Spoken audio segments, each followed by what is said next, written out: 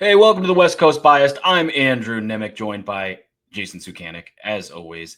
The Klatt is out of the bag because Joel Klatt addressed it. Oregon looks like a real juggernaut. I know you and I both came into the season saying we've got some questions. It's folly to just assume that a quarterback is going to hit the ground running and be a Heisman favorite right from the jump, although maybe not in Will Stein's offense, but people are starting to say it's been 2 weeks, we still have to see some things. That Penn State game is still looming, the 5th game of the year. But it sure seems like the national media is now coming around to what we're talking about and what we've been talking about for the last week or so. This Oregon team looks like a very real juggernaut and a very serious contender to win a national title. Yeah, I said it last week. They're going to beat Penn State. I've seen Penn State twice. I've seen Oregon twice. And things can evolve. Things can change. They're better than Penn State. They just are. And you look around the country right now and, they haven't played anyone. And that's the obviously thing that gives you pause because you get to jump up in competition and maybe things change. But you can't tell me that Penn State's played anyone. And I've watched both of Penn State's games and I went back and looked at those and they don't look good. I'll give credit to the Ohio States of the world and Texas because they played each other. But if you just take the logos off the helmets and I can go on the information I have, the best team in the country right now is Oregon. They look the part. Nothing over the next 2 weeks is going to change that. I think Oregon's the best team in the country right now. And I put my flag in the ground. They will beat Penn State in 3 weeks when they go to Happy Valley. And, if that changes, something over the next 2 weeks, some injuries or whatever, but I feel confident in saying that. Will they win a national title? Who knows? If the last season touched anything, it's that playing good at the start of the season does not mean anything when it comes to the playoffs. Again, injuries, teams can get better, teams can improve. But all the questions that we had about Oregon coming in and thought maybe they were a year away, those questions right now, at least for the first 2 weeks, have been answered. And the thing is, you're not going to learn anything against Northwestern. You're not going to learn anything against Oregon State. Oregon could play their C game and still beat both of those teams by 3 touchdowns. So I wish we could fast forward to get to Oregon and Penn State, but we can't. So we just kind of have to wait this out. But yes, people are starting to see. I've been around this game enough, having played it, having covered it for over half my life. When something looks different, and I'm just telling you, Oregon looks different. Oregon looks like a national championship team. Now we'll see what happens as we get into the meat of the schedule, and it's a very soft schedule too. I mean, it just is. There's just not a lot of teams that, from a talent standpoint, are going to scare you. So we'll see where this goes. I don't believe in Indiana, so I think if you clear the Penn State hurdle, your 2 toughest tests might come in November when you play Washington and USC back to back, and we'll see what happens. Both of those schools look pretty good, but yeah, I certainly have amended these first 2 weeks what I thought of where Oregon could go. What surprised you the most? I think, we talked about the fact that we thought they'd have a good offensive line. We were fully bought in on Kenyon Sadiq being great. We both fully bought in on Dante Moore eventually, potentially being a first-round pick. We just thought he might take some time. The freshmen look great right from the jump. What is it about this team through 2 weeks that makes you go, man, that looks, feels, is different than I anticipated? 2 things. One, I'm surprised that there just hasn't been growing pains. Again, I'll go reference Penn State, who's played Florida International, and I think they have Villanova this week, but they played Florida International last week, and they played Nevada. And by the way, 46-11 and 34-0. So let's not nitpick here, okay? But having watched both of those games, there's just, Penn State, I think, got stopped 3 times on 4th and short against Florida International. Against Nevada, kind of spun their wheels a little bit at the beginning. Like I said, there's growing pains. There just is. At the start of the season, right? Maybe you have some sloppy penalties. You're not on the same page with the receivers. It takes a little bit of time. And you saw this last week with a bunch of teams. LSU kind of had a bit of a wonky one. Clemson's offense was stuck in neutral against Troy for 3+ quarters. And then eventually, usually the talent kind of ends up winning out. There's none of that. I honestly don't know what you want to nitpick. So I guess just the buttoned up nature and the fact that they hit the ground running with seemingly no hiccups. Last year, Oregon's team had hiccups. The offensive line did not look good. The run game looked spotty at times. I mean, there were things to not like about Oregon and Boise. They should have lost to Boise last year, and that's not the case. And then the other one is just the overall speed. And I know size is there, but I think speed kills. If you ask me which I would rather play, a big physical team or a team that just is faster than me, I'll take the big physical team, right? I'll play in a phone booth. But when someone's killing you with speed, it's really hard. And that's the part when you watch them. And by the way, listen to other people, like listen to the opponents that they're playing. Yeah. Both opponents have been like, both Oklahoma State and Montana State had multiple players after the game just talk about the speed. And when I was at BYU, we played Florida State, that Chris Winkie, Peter Warwick team, and they won a national title. And that was obviously a really good team. And yeah, they were big and they were physical. They were bigger than us. But it's not like we were small. It's not like I walked out there and was like, oh my God, there's this, defensive lineman I've never seen before. I mean, we had 320-pound defensive tackles, and we had defensive ends that played in the NFL. We had a first-round pick, Rob Morris, that played, middle linebacker in the NFL, won a Super Bowl with the Colts. I mean, I'm used to seeing that stuff, but God, they were so fast. That's the best way I can describe it. And it's, when you're on the field with it, it's alarming. Even when you think that you're going the right way, you still get beat. You do everything right. Like, bad angles and stuff. Good angles become bad angles because they're so much faster. Yeah. Yeah. It's like, I'm sitting there and I'll be in my set and I check my linebacker, and then I go over here to check my D end, and I come back and the linebacker's by me, and I'm like, that shouldn't happen. Yeah. Right. The defensive lineman crossing my face, and I'm like, where the hell did that come from? And when I watch Oregon, that's what I see is it's just speed, and not only speed, but it's big speed. And I go, Chip Kelly. I remember Chip Kelly played LSU years ago at the start of the game, and LSU ran away with that. And someone after the game said something to the effect of, as Chip, like, you kind of recruit small, fast players. Was the LSU, size and speed. And Chip goes, well, I don't recruit small, fast players. I want to recruit big, fast players. Those kids are hard to find. Right. So sometimes you just take the small, fast kids. And he kind of joked about it, but it's true. Right. Yeah. No one wants a small, fast kid. We want a big, fast kid, but those are hard to find. Well, Oregon has big, fast kids, and across the board. And I think that's what you're seeing is this has been a 20-year plus process of improving the athletes. And now you're seeing multiple years of top 10 recruiting classes kind of coming together. And you add in the freshmen and you add in the depth. It's big, it's deep, and it's fast. And Joe Klatt said it. He just goes, when I look at this team, it just looks different. And this includes, at this point, I've seen everyone play. And that includes Ohio State, that includes LSU, that includes Alabama, all of that. And I'm telling you, there's not a team that physically looks better than Oregon and the way they're playing. So we'll see as this thing goes along, but those are the things that have stuck out. But the just depth, size, speed, it seems like it seems like a scary animal right now. By the way, this is the way it looked last year too. And then you ran into a buzzsaw that was Ohio State. So, don't count any chickens, but it's even last year's team, which I thought during the regular season was the best team in the country. I think this team looks even, it's deeper and it looks bigger and faster to me.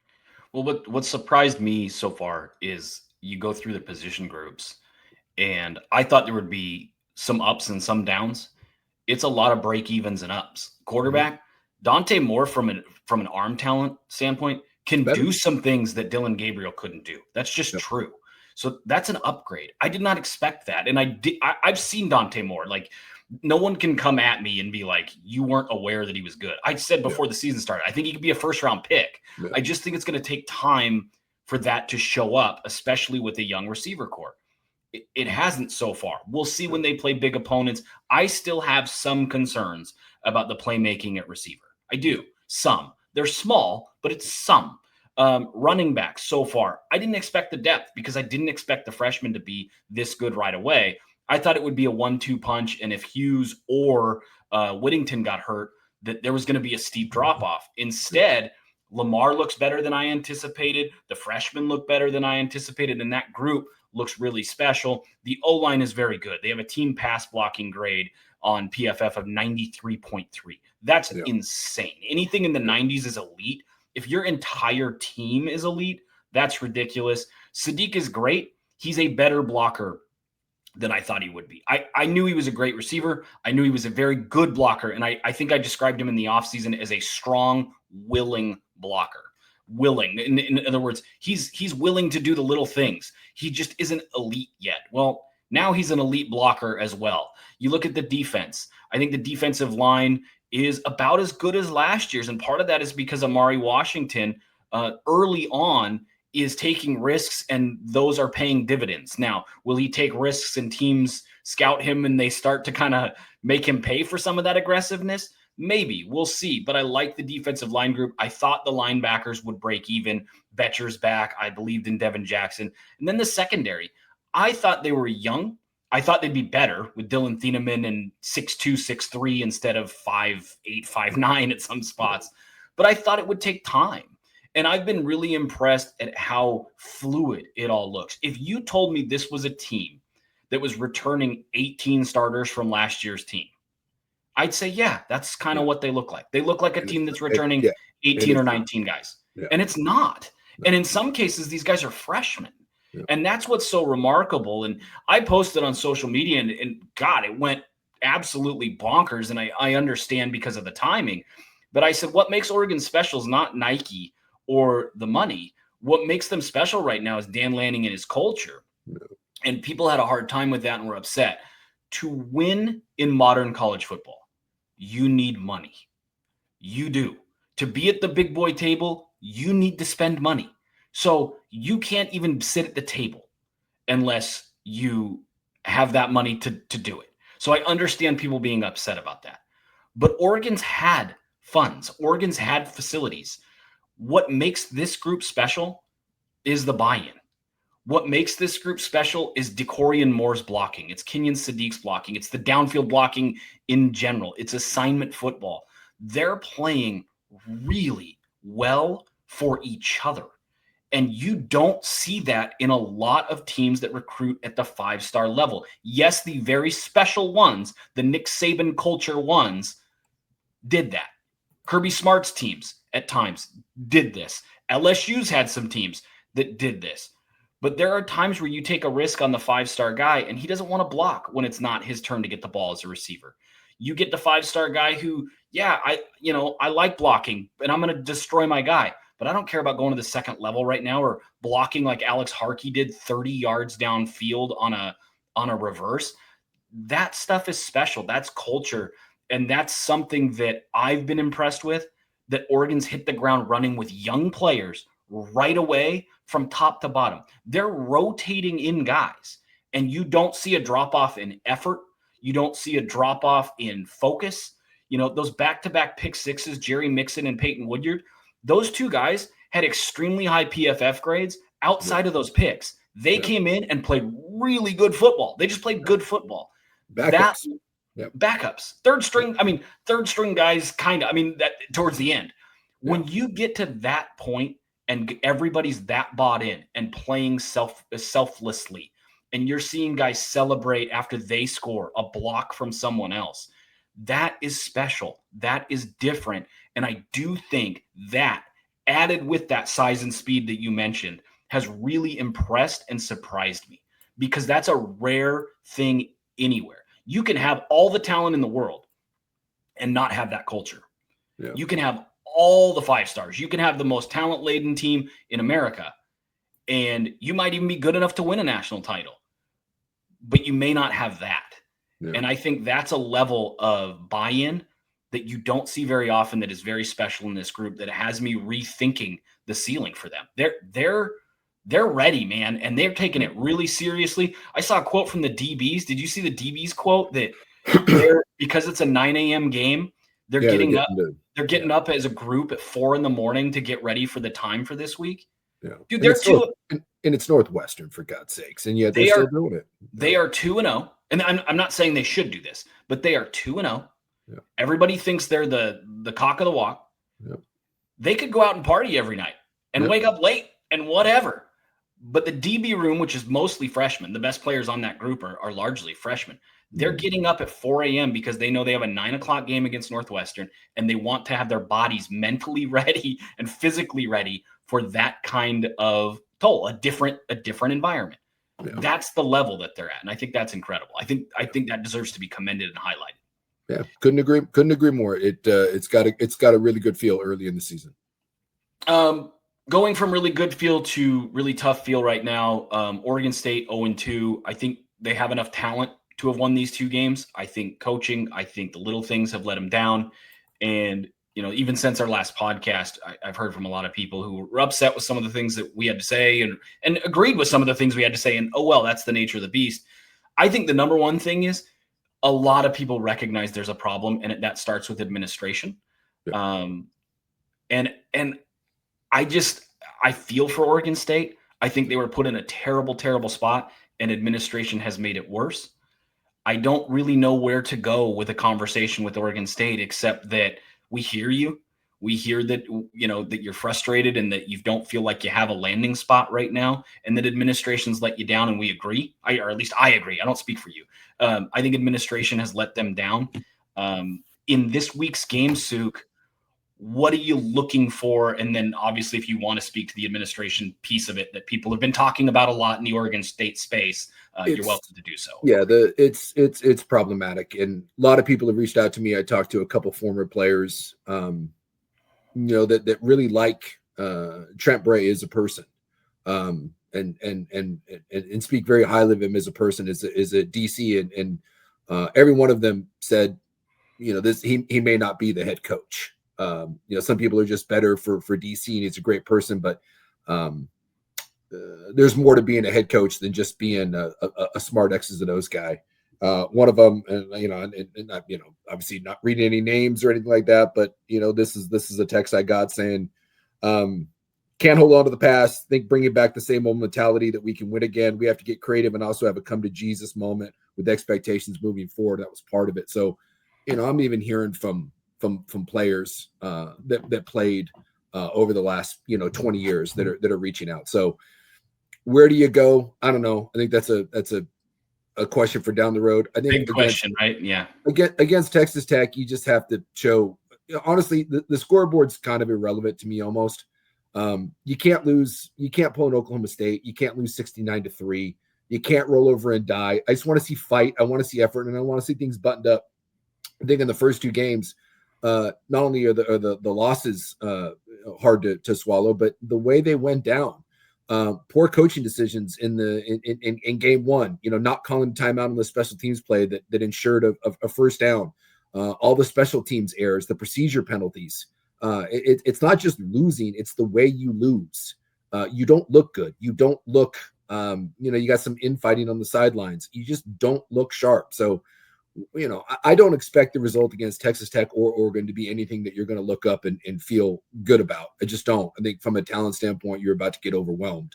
But I don't want to see anyone quit. You have to find a way to weather the storm. And then we've talked about it. We said at the start of the year, the season starts against Houston. Can you keep this team together the next 2 weeks and pull in the same direction and not have basically a breakdown of your team? So that's what I want to see. Fight, effort, clean up the procedure penalties, play clean games. And look, if you get beat because the other team's better and then they have more talent, then you can live with that. But play hard into the second half. Don't go out and get embarrassed. Don't be bitching and fighting at each other, and start trying to lay some stuff that you can build on when you do get into Houston and you get into App State and you get into those games that are more winnable, because these games that you're playing these next 2 weeks are just, there's a reason why you're 4 touchdown underdogs. You're not upsetting anyone in these 2 games. So show me some fight. I think they have a lot of talent on this team, actually, outside of the trenches. I like Malik Murphy, and a lot may be doing a lot there. They've got some good talent. I think they have some pieces. I like Trent Walker. I like Anthony Hankerson at running back. Mm-hmm. I think Malik Murphy can spin it. I like the DB room. I think the linebackers are flying around. They outplayed Fresno State, minus the stupid and that's Fresno kind of State stuff.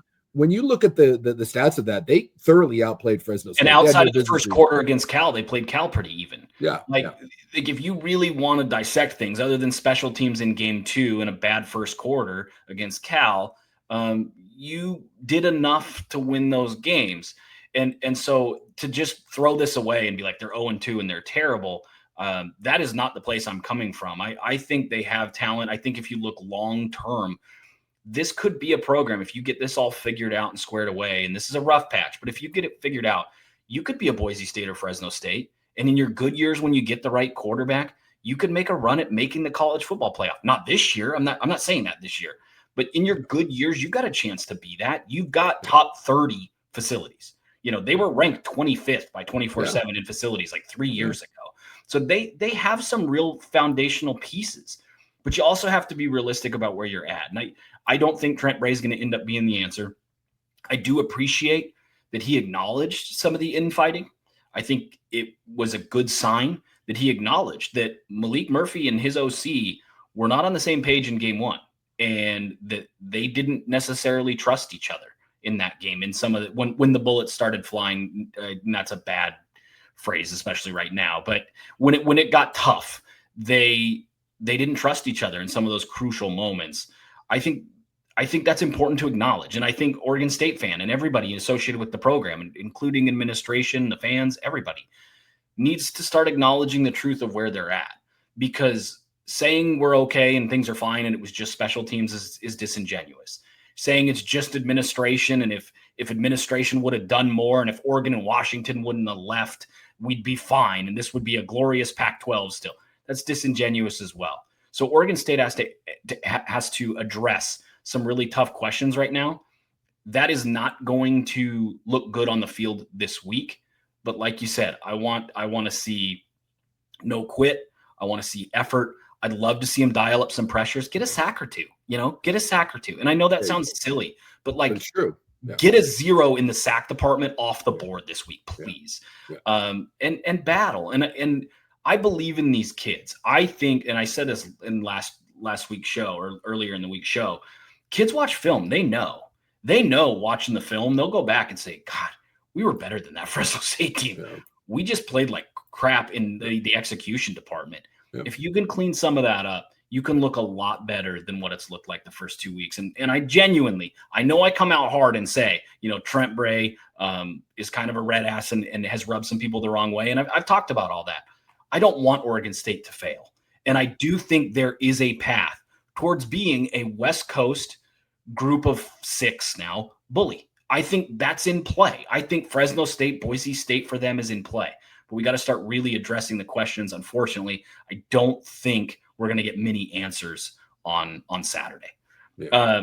National slate, Washington has a bye. National slate, what stands out to you this week? To me, in glowing, glaring lights, if we don't want to talk about group of 6 bully, we've got Miami against South Florida. And whether we are crowning Miami as a legit college football playoff team or crowning South Florida as a real potential bracket buster, something's going to give or something's going to rise here with that matchup. I'm pretty excited about that one, and I think that one has the biggest college football national implications rest of year. Yeah, and it's a bummer. I guess College Game Day can't be there because South Florida leases their stadium. Miami leases their stadium, Hard Rock Stadium, from like the Dolphins, and so there's some sort of hang up, so College Game Day can't be there. Look, I want to give South Florida, I know this is the West Coast bias, but I want to give South Florida credit. I bitched last week that it drives me crazy that we play one tough game, right? Like Florida State plays Alabama, and the next week they schedule East Tennessee Beauty College, and so on and so forth down the line, right? LSU, schedules Clemson, they play Troy, although they almost lost to Troy, so I find that hilarious. So we do this where you play one game and then we take like a 3-week break where you don't have to play anyone. Drives me nuts. We don't do this in the NFL, and we're basically treating college football like the NFL now. So I want to take my hat off to South Florida, who played Boise State to start the year, and then on the road to Florida into the swamp, and now on the road at Miami. That's a freaking schedule. That's some balls. If I had to say who deserves to be the number 1 team in the country right now, it's South Florida. Now I know they're not. But if we're going with who deserves to be number 1, it's them. And if they find a way to go into Miami, and I'll tell you, I said, if I had a monkey paw, the old monkey paw wish, and you get the little stubby fingers. Oh, yeah. If I had a college football monkey paw, it would be for South Florida to knock off Miami. And in back-to-back weeks, you would have beaten 25-13 and 5. 2 of those on the road. Boise State was at their place, Raymond James. But I love that. So, and they have an absolute tank as a quarterback. He's a big old Cam Newton looking son of a gun out there, weighing 240. I love what South Florida's doing. So I hope that this gets some credit. And look, they're not going to beat Miami. I understand Miami looks really good. Their defense looks pretty nasty. But I just think that would be amazing to see that. And again, it's a little bit of a soft slate. Florida, LSU, that some of the shine came off that. But Texas A&M, Notre Dame, remember, Notre Dame's 0-1, right? And if they lose to Texas A&M, and it's not the toughest schedule in the world, you lose to A&M, all of a sudden they're behind the 8 ball a little bit. So that's kind of an interesting one to keep an eye on. And then, the rest of the slate, Georgia, Tennessee, those are battle of 2-0 teams. So that's always fun. That's 6 versus 15, but it's not the world's biggest slate, and especially out here on the West Coast. You mentioned with UW having a bye, although keep an eye on Washington State. We haven't mentioned, we're obviously covering, we're based out here in Oregon. And so we spent a lot of time with Oregon State. We try to cover UW. Although, like I said, UW not playing anyone.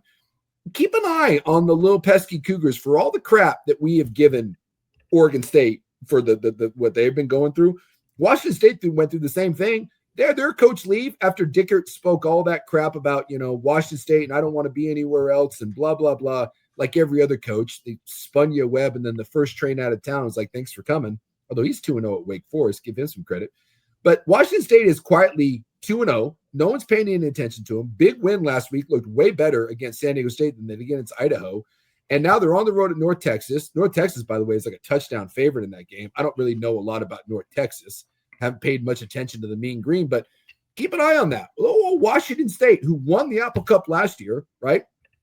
If Washington State finds a way to knock off North Texas, we got a fun little Apple Cup coming next week. How about 3-0 Washington State? And I believe it's up in Pullman, if I'm not mistaken. I think Washington has to go on the road. I don't think that's neutral. Last year, I think it was at CenturyLink.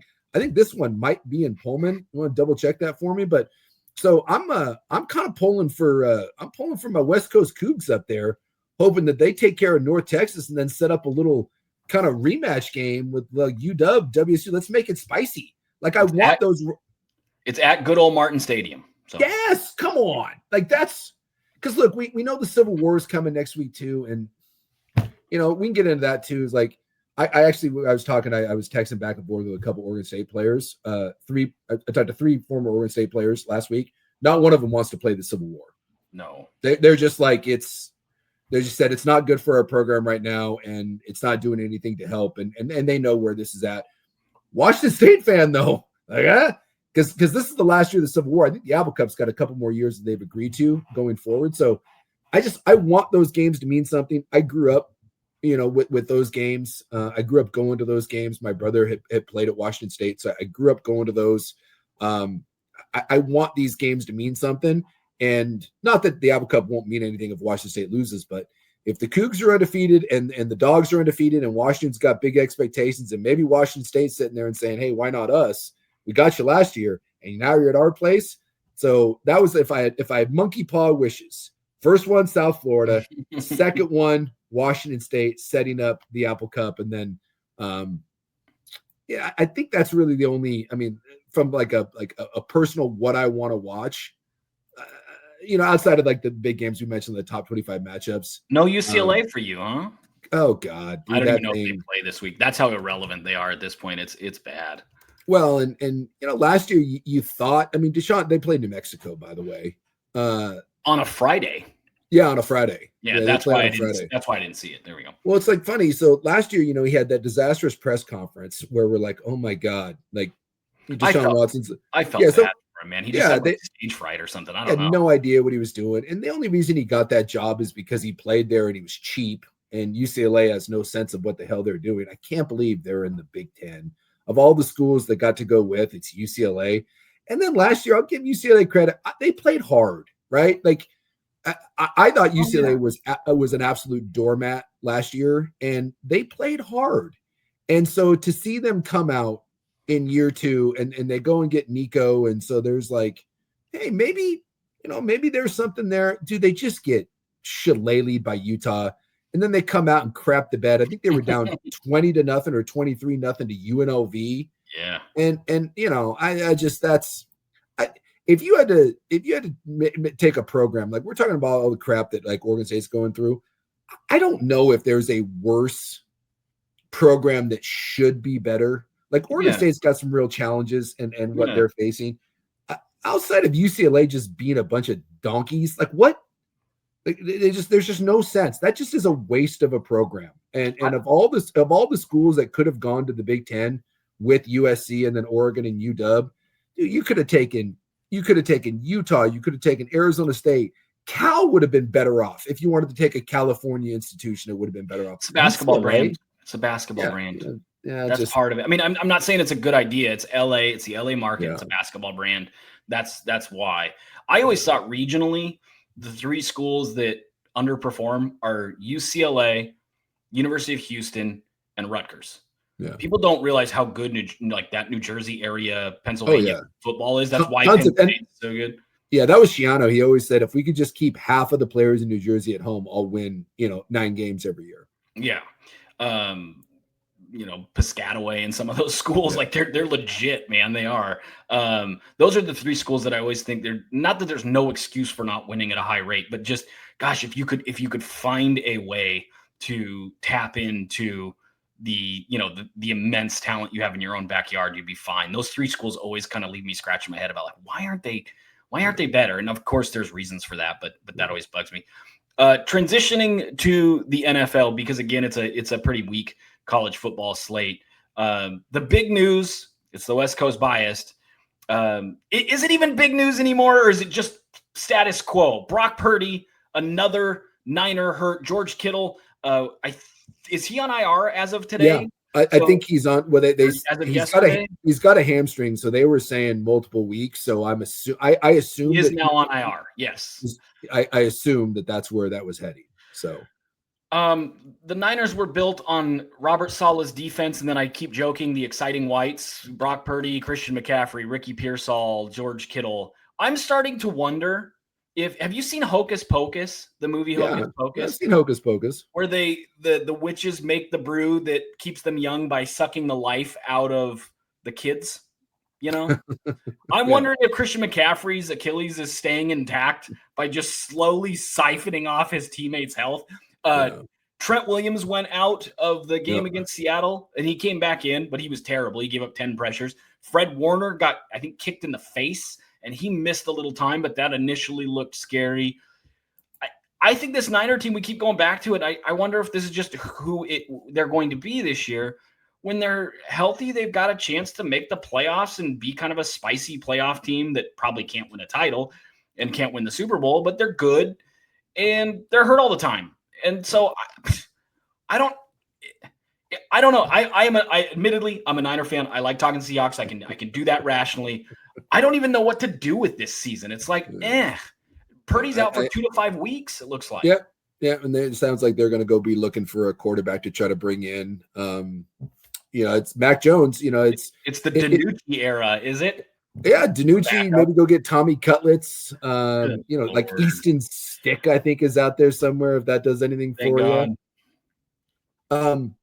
Hey, remember Nick Mullins came in that 1 week a couple years ago for the 49ers, and he looked great. The greatness that was Nick Mullins. He also set the record for most passing yards in, I think, a 6-week span at one point when he had to come in as Garoppolo's backup. You cannot tell me.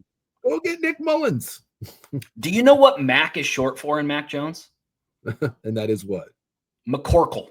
McCorkle? His name is McCorkle Jones? His name is Michael McCorkle Jones. But he goes by his middle name. Can you imagine? Yeah. So your middle name is McCorkle. What type of human? This is why I have no faith. What type of human, when their name is Michael McCorkle Jones? You can be Mike Jones. Yeah, like it's a lay-in. And you go, this McCorkle name? And everybody's like, yeah, I know. Sorry, man. And they're like, no. I want to highlight it. I want that to be my first name. And they're like, McCorkle. I'm calling him McCorkle from now on. I love it. McCorkle. Hey, and I would like you to put some damn respect. That's Pro Bowl quarterback, McCorkle Jones. Yeah, that's right. Pro Bowl quarterback. Look it up. First year. I think 6 or 7 guys. I'm just making sure it's McCorkle. It's McCorkle. Oh, yeah. No, it's McCorkle. That's Michael McCorkle Jones. My quarterback's name is McCorkle. It's over. I mean, it's terrible. The rumor was that Shanahan did not want Trey Lance. He wanted Mac Jones. So maybe this is just full circle. God, it is. And that Mac Jones, that McCorkle is about to become the greatest quarterback. But yeah, if you're the Niners, I honestly have never seen anything quite like it. But I don't know what it is. There's something in the sourdough, field conditions in San Francisco, maybe the foggy weather. I don't know. Like you said, maybe there is some sort of weird witch vampire thing going on. I've never seen a team be this consistently beat up. I just, and no one, by the way, can overcome it. I don't care who you are. You give me the best roster in the league, whether you're talking Philadelphia, whether you're talking Baltimore. This is the one thing you learn playing football is the injury rate is 100%, right? Everyone gets hurt. It's not a matter of if, it's a matter of when, how often, and how bad. And the Niners they're just snake bitten. You can't tell me the Niners have Super Bowls if not for injuries, but this is the nature of the beast. And sometimes it's not about who's the best. I always say that the season, it's a war of attrition, and it's just who can outlast. Right. And so I guess if you're the Niners, what you try to hold on to is it's a long season. I don't know if anyone's running away in the division. And so if you can weather this, and, if you can be a 500 team through the first 10 weeks of the season, and Cincinnati showed you this, Seattle's done this. Like if you can be 5-5, if you can be 5-6, going into that back half of the season, you're, 10 wins. You're going to sniff it. It may not get you and you may end up a game short, but 10 wins puts you in the conversation. So if you're the Niners, I honestly think just this first half of the season, you just got to weather this storm and hope that Ayuk comes back at some point, that Purdy comes back and let's say, closer to 3 weeks as opposed to 5 weeks, that hamstring injury that Kittle has, you hope that that's just 4 weeks. Cause we know hamstrings can linger for a long, long time. If you've ever had one, the problem with them is you think they're fine. Like, hey, this feels good. And you test it, but there's a difference between all the testing you're going to do and then when you go out and live bullets and you have to plant that leg into the ground and then all of a sudden it pulls again and now you're done for the year. So you just got to hope that you tread water here for these first 10-ish weeks and that you just stay competitive. Honestly, if you told me right now the Niners and you're entering week 12 and you're 6-6, I think you would take it and just say, hey, we're 6-6 and we're healthy. I said 6-6 and you're healthy going into those, into those final games. And I think that's what you just have to view this as. And then you make a strong push and hope that you get hot at the end of the year. Cause this is going to be a bear's ass for these next handful of weeks with all these guys hurt. Well, they play the Saints. And so that's mildly encouraging. The Saints are not good, but no. I mean, Siri, I tongue in cheek, posted highlights of an old tweet from like 2022, and it was Mac Jones throwing to Kendrick Bourne, and it was a Patriots fan, and they're like, "We've got this connection rolling," and it's like anytime. And I tweeted something about like anytime you can run a 5-11 teams connection back 4 years later, you've got to do it. They're relying on Kendrick Bourne and Mac Jones and Ricky Pierce. I mean, it's ugly. And the other thing that terrifies me, and I think. This kind of went underreported. Christian McCaffrey not only had the most touches in the NFL in week 1, he had the most touches by like 35%. Like I think it was 30 something touches and no one else had above 25. I mean, it was nuts. Yeah. And McCaffrey has an issue that is going to eventually someday, if he keeps playing long enough, it's gonna linger, and his Achilles could go at any time. Yeah. So it's scary. I mean, they're trying to thread a very thin needle. Like you said, they're like, they take it is 6-6 at week 12, fully healthy, and you hope you make some sort of run. Do you think I almost feel like for the first time in my Niner fandom, I'm too close to have a reasonable take. And I normally am not. I can normally separate. And I'm readily admitting that this is like a first time in my life. There's a part of me that thinks you're so snake bit and you're so reliant on so many guys that are hurt. And your ceiling probably isn't the Super Bowl. That after this year, it might be time to look at starting to tear it down for a rebuild. Do you think that's a reasonable take, or do you think if they get healthy and they end up 11-6, you can't say that? It just feels like this team's ceiling is just short. That's where they're at. And I think some ways they already started to do that. I don't think when you're this talented and you feel like you have a franchise quarterback, and you can laugh, but I think they do. I think they feel that way with Brock Purdy. The contract proved it. I don't know if it's a teardown, but I do think that this year may have been a step back, and John Lynch admitted it. Hey, we had to shed some salary. Baltimore has done this. Lots of teams do this. Philly did this a couple years ago, where you kind of have to revamp these. You just have to get younger. So I don't know if a teardown is, but I'm a little surprised at this point that you're holding on to. It might be time to look at moving on from McCaffrey and Kittle, Yeah. or at least putting in place that another year of that, and then it's time to go, reducing the workload of some of that, and realizing, just like last year when they got rid of Greenlaw and they got rid of Funga, there's just guys that are going to be hard to rely on. You need to start thinking about replacing Trent Williams. Like, the end is coming for that.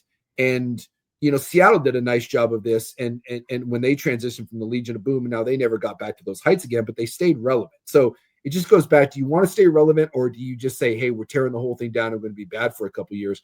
I don't think they'll do that. I don't feel that's in their DNA, but it is time to start turning the page.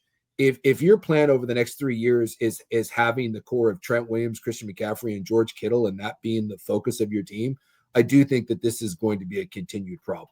It will. The nice part is, when you look at the schedule, I mean, look at this: Saints, Cardinals, Jags. Dude, even beat up. There's nothing in there that terrifies you. Rams, Bucks, Falcons. Okay, that could be a tough stretch. You better have Brock back by then. Giants, Rams, Cardinals, Panthers, Browns, Titans. It's an easy schedule. It's an easy schedule. So that's what I'm saying. If you can just tread water here until you get Brock back, so I'm not ready to say that the season's cooked. It's just, it's not started out. This is not what you wanted.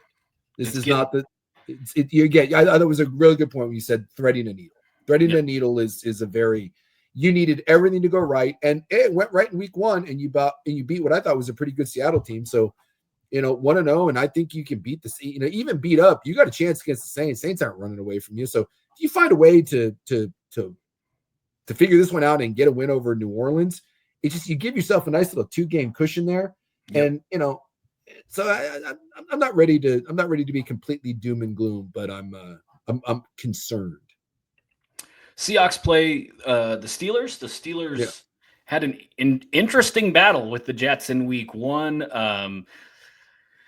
This feels like very quickly, we talked about vibes early. It's like the O-line looks great. I still think the defense looks really good, but now they're talking about Reek Woolen maybe not being a starter. Nick Emanwari didn't practice in their most recent practice, so there's some questions about whether he's good to go. I don't want to say squandered the vibes, because I don't think that's true. I still think this is a good, gonna compete for a bubble playoff team. It's really hard, just statistically. It gets a lot harder to do that when you're 0-2. There's no way it's a must win. But what do you make of the Seahawks going into this one? What do you need to see? And do you think it's as simple as they need to be 1-1, given that they kind of, squandered to some extent what should have been a win at home against the Niners in week 1? Yeah, I mean, this is a team that seemingly misses the playoffs by 1 game every year, right? And so when you're Seattle and you feel like that's one that you should have had, old team just goes up and gets that fluky play, and you got Abe Lucas and the fumble there when you feel like you're finally got some offensive momentum. That one stinks. They're going to look back at that and say that we should have, and your defense is playing great, and they give up the 1 drive to Brock Purdy. So, I don't believe that there's anything I don't believe in must wins. Like these Seattle's going to be a team much like last year that's going to be hanging around at the end. And while you're going to look back at some games at the start of the season and be like, God, we should have had that one. They're going to have their opportunities later in the season. Again, you look at the schedule, it certainly is not necessarily a murderer's row. And so I think, to me, you want to see improvement. I thought the defense was fine. You gave up the 1 drive, and Woolen was kind of the weak link. He had 4 plays where he just didn't show up, and then ended up killing you. So I do think they're building a bully on defense. I think they're going to be fine. I need to see the offense get it going a little bit. I think that was, to me, by far the more disappointing part, that you allowed some movement along that San Francisco front, which is not a very good front. It's not good, and it's inexperienced. And it dictated your run game. Afterwards, there were some of the players talking about what Seattle was doing was so predictable. And so I think that's a bit concerning, that coming out of week 1, you've got a young defense. Now, granted, with a really good defensive coordinator and the best off-ball linebacker in the game, but I don't like to hear that. I don't like to hear, God, that was really predictable.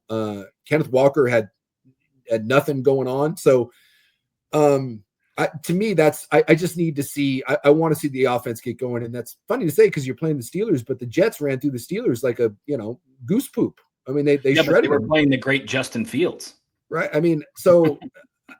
And I think we've got to have Sam Darnold. I understand that you're playing in this scheme and you bring in Kubiak to protect the quarterback, and this is run first and establish the run and then work play action. At some point, if teams are going to play this sort of aggressive slanting style, and if you watch what San Francisco doing, right, they were moving before, they were playing these shooting gaps, disrupting the run game. That was, you are not going to run the ball on us. Right. And that's fine. But if you're going to play that where we've got our linebackers plugging gaps going downhill, we've got defensive linemen jumping around, and we're confusing the O-line, at some point, Sam Darnold, like you paid Sam Darnold and you traded Sam Darnold basically for Geno Smith. And I don't know if you saw what Geno Smith did.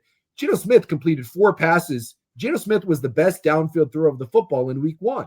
Geno Smith had 4 completions of 20 yards or more. He's throwing the ball downfield in Vegas. So, look, if you're bringing in Sam Darnold and some team is loading up and saying, hey, you're not going to run the ball on me, at some point, we got to let our balls drop here, and we got to start pushing the ball down the field. Yeah, they handled him with kid glove. You have to let him. If you're going to pay him, and this is going to be your team build, you have to let him throw. Yes. And when another team says, we're going to load the box, your running back duo that you like isn't going to do anything, we dare you to throw. And by the way, the Niners started 2 rookies in nickel when they were nickel. Two of their DBs were rookies, and they still never let Darnold till the very, very end throw the football. That to me was weird. I just thought that was weird. Don't pay that guy if you don't trust him enough that in week 1, when you cannot run the ball, you're not even going to let him attempt to spread the field vertically or to stretch the field vertically. Yeah, at some point, man, you got to let it fly a little bit and trust him. And look, if it ends up being bad Sam Darnold, it ends up being bad Sam Darnold. And maybe that was the case of your defense is playing so good and you feel like, hey, we can win this game, 13-10. And then, they let it go a little bit. And you saw the drive that Darnold was putting together. Now it ended up being the fumble at the end. But let me see more of that. Like, I understand there's a way to win by playing defense. And this is what you're trying to build upon. It's the kind of almost a Pete Carroll thing. Hey, we're going to run the ball and play defense. That's fine. But this league does require you at times to throw. And I just don't want to see 40 runs where you're kind of running into a brick wall. At some point, the passing game can help out the run game. I mean, Kubiak's whole system with this wide scheme is run to set up the pass. In this league, at times, you do have to throw the ball to set up their run or at least get them to back off a little bit. Right. Because going back and watch that, San Francisco said one thing: you will not beat us running the football. And I don't know. I don't like the idea of playing in a phone booth when a team is determined to not let you do something. There's a matter of pride of like, hey, we're going to do what we want to do, but there's also a stubbornness to it. It's like when a left tackle can't block the DN and teams are like, well, we're not going to chip because that's not what we do. Cool, then you're going to get your quarterback his ass kicked the entire game. Sometimes you have to change things up, and I did not like the way I did not like any of the change-ups that Seattle had from an offensive standpoint until the end of the game, and then that, like I said, that ended up being the fumble. So that's what I want to see out of the offense, and clean up a little thing on the defense, but the defense was fine. He gave up 17 points, 1 real drive, and the touchdown was. I mean, God, Purdy throws that ball 10 times. It's completed once. Mm-hmm. And so I don't even I thought the defense was fine. And let's not act like the Steelers defense was gangbusters in week 1. So there should be some room there for Seattle to kind of get this offense going. Nationally, for me, when I look at the slate, there are 2 teams that I'm really curious about. Listen, nothing in week 2 is going to necessarily determine anything. I want the Lions at home to bounce back offensively against the Bears. You need to see, if you go 2 weeks where you get stymied offensively, we start to worry about that brain drain being really, really tough. So I want to see the Lions bounce back. And I don't expect the Dolphins to be great, but what they did in week 1 against the Colts was laughable and unprofessional.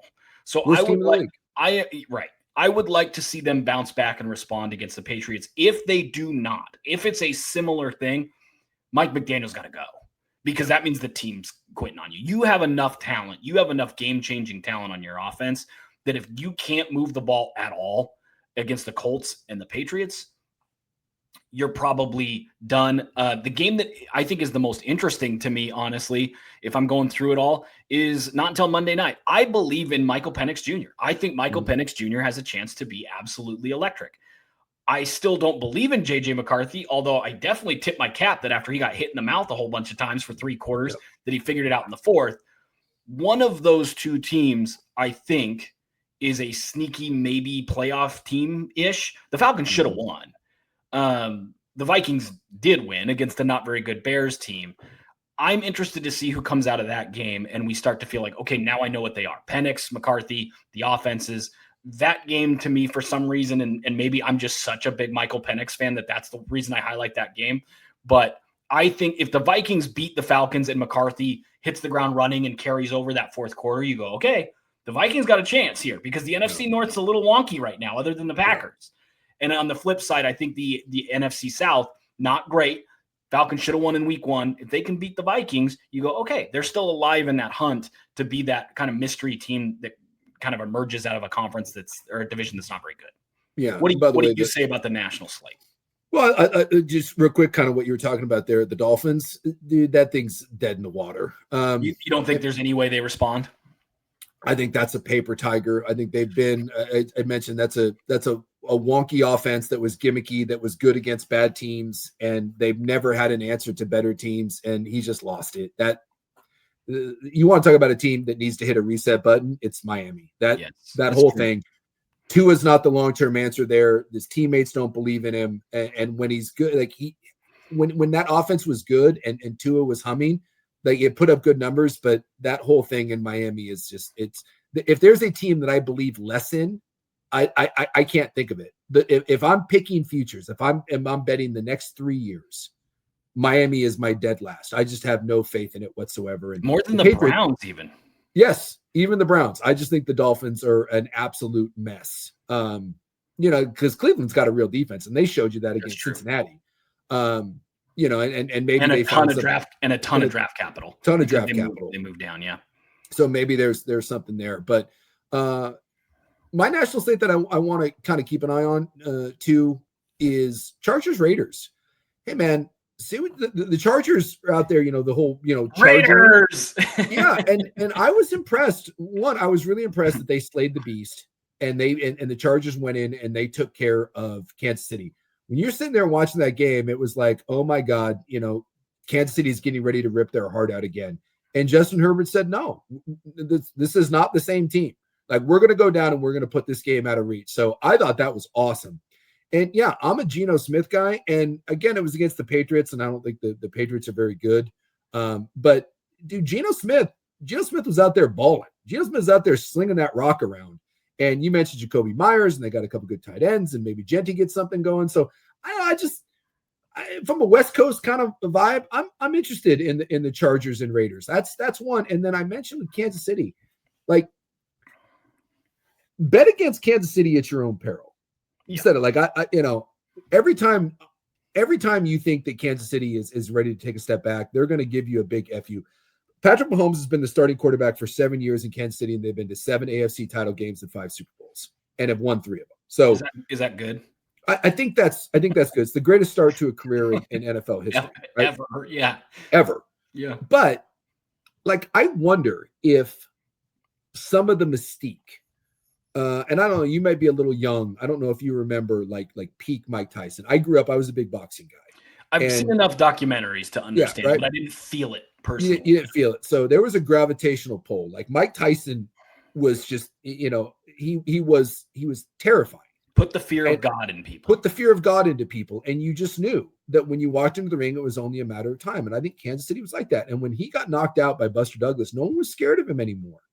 Right. And he started fighting guys that just weren't, the mystique was gone.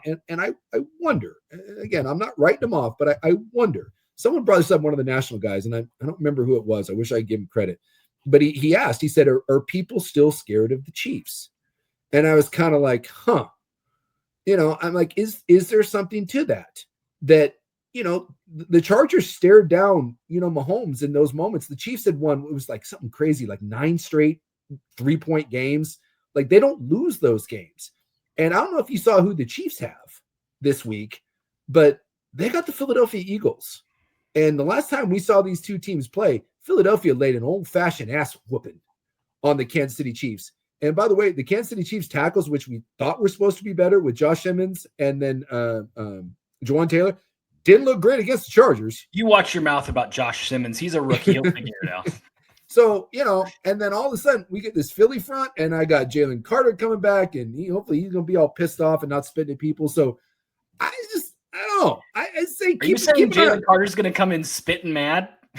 He going to come in hot. He's going to come in hot, missing that game check. And there's something to prove there. And I don't know. The idea of Kansas City being 0-2, I find intriguing. And then they got the Giants, but then after that, they got the Ravens. So I am always interested in teams that are infallible until they are. And I am not riding off Kansas City. I said at the start of the year, pick against the Chiefs at your own peril. Everyone's picking Buffalo. Everyone's picking Kansas City, or everyone's picking the Ravens or whatever. I'm like, I'll take Kansas City because until they prove to me otherwise. And so that's one that I will be watching closely. I want to see if Philadelphia comes out. It's in Kansas City, in Arrowhead. If they go in there and they bully them the way they did in the Super Bowl, there's going to be some whispers, and not many times over these last 7 years has Kansas City had to answer some questions. And so that's from a national standpoint. I think that's kind of where my eyeballs are. I want to see that Eagles and Chiefs game. I saved this stat. It was really good. It was from the broadcast of that Chargers Chiefs game. From 2018 to 2022, Patrick Herbert on passes 20 yards downfield or more. He averaged 15 yards per attempt, 51 touchdowns, 12 interceptions. Yeah. That led the NFL. Yeah. The last two seasons on 20 yards, passes 20 yards downfield or more, he averages 9.8 yards, 5 touchdowns. Now remember, 51 in 4 years, down to 5 in the last 2. So completely cuts that down. 5 touchdowns, 10 picks. His quarterback rating, 44.8. That ranks second to last of all 34 qualifying quarterbacks over the last 2 years. Patrick Mahomes is a bottom 2 quarterback in the NFL, targeting receivers 20 yards downfield or more in the last 2 years and back to 2 full seasons, 2023, 2024. You say, is the mystique gone? Yeah, the mystique's gone. Defenses have figured out how to take away that throw over the top. And Andy Reid is really good at creating space horizontally with some of the things that he does, particularly at the goal line.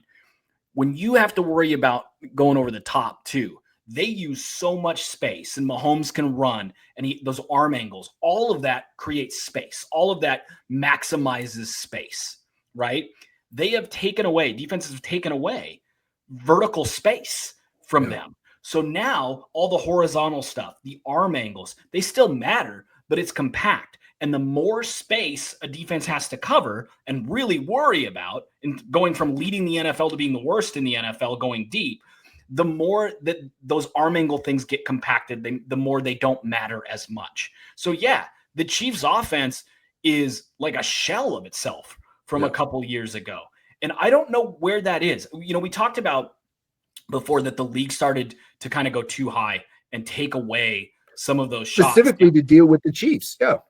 And it's amazing. It's amazing to me because the playbook on Andy Reid is he has the answer for everything. And no matter what you do, he counters.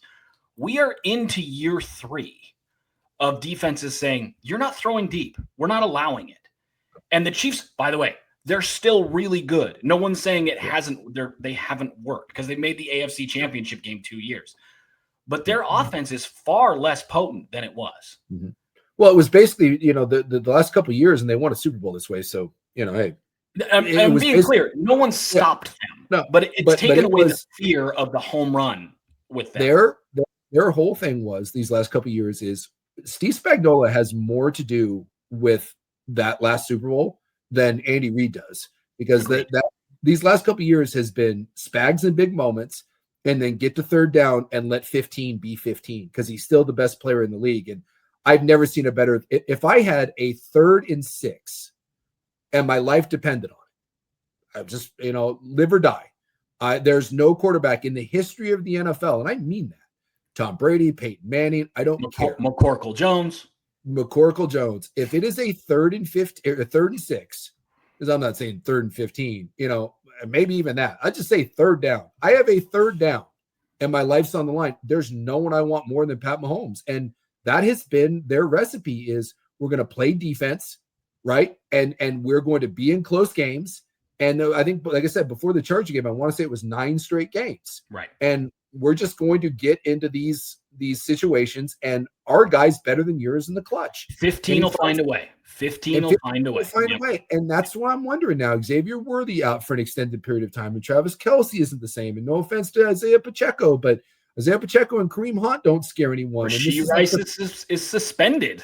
And it's the 3rd straight year, seemingly, where there's real offensive line problems here on the outside. And do you still have tackle problems? And so it's just, like I said, it's just something that I'm keeping an eye on. And I wonder if maybe this is, Brady had this with the Patriots where, they had this dominant run and then there was kind of that dip. And then we had the resurgence, and we may be seeing, I wonder, is this the dip? And then we have to answer all the horse shit questions and, what's wrong with the Kansas City Chiefs? Well, what's wrong with the Kansas City Chiefs is you can't go to the AFC title game 15 straight years. 5 Super Bowls, going to 5 Super Bowls in 7 years. Eventually there is a drop-off, and there does have to be a turnover. So, as long as Andy Reid and Pat Mahomes are going to be there, that franchise is going to be fine. But we may see this may be the truly scary run of Mike Tyson maybe being done, and maybe it's time for the Lamar Jacksons and the Josh Allens to start getting one.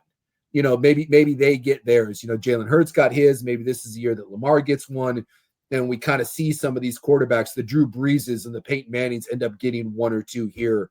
And then maybe you get a Nick Foles that jumps up and grabs one, a Brock Purdy or someone like that. And then maybe a couple years from now, when you've kind of revamped this roster a little bit, and then maybe we see the rise of the Chiefs again. Just Chiefs something to keep 3 in 5 years or something again. Yeah, something to keep an eye on. Something to keep an eye on as we go into to week 2 that I was just kind of ruminating on when I heard that national guy ask, are people still scared of the Kansas City Chiefs? I think people are scared of the Chiefs team. I don't think they're scared of the Chiefs offense in any way, other than third down. Oh my God, he's doing it again, because that he starts his weird little Captain Jack Sparrow run, the most unathletic looking thing in the world. That broccoli hair dude's terrifying. Dude's a stone cold assassin on third down. Just don't let them get in the playoffs. Simple solution, right? Because once they're in there, you need magic. And Patrick Mahomes and Spags together, each are capable of making magic. And the more X factors you have in the playoffs that can tip the scales by 6-7% in your favor, the more likely you are to find a way to make it back to the AFC title game, which again, they've done 7 years in a row. That'll do it for us. We'll be back maybe Sunday, maybe Monday, probably Monday, to tape a recap of NFL and college action. Suke, thank you. Please, listeners, subscribe, leave reviews, 5-star, the whole thing. We really appreciate you. And we are continuing to grow.